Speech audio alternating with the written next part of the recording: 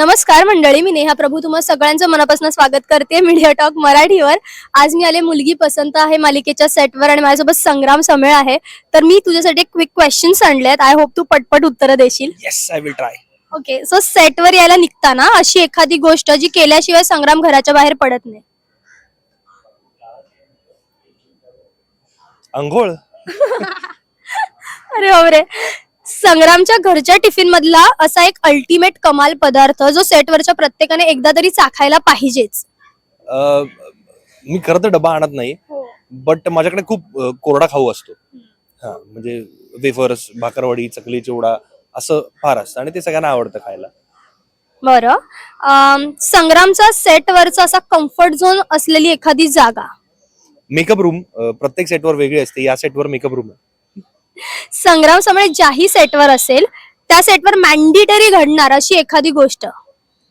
वेगवेगळे विचित्र आवाज निघणार जे मी काढतो आणि मग काही दिवसांनी इतर लोकही काढायला लागतात ते ऐकून. एक्झाम्पल आहे एखादा आवाजाचं. असे विविध प्रकारचे वेगवेगळे आवाज. म्हणजे माझ्यासाठी ते सेल्फ मोटिवेशन असतं. असं चार्ज राहतो आपण जरा.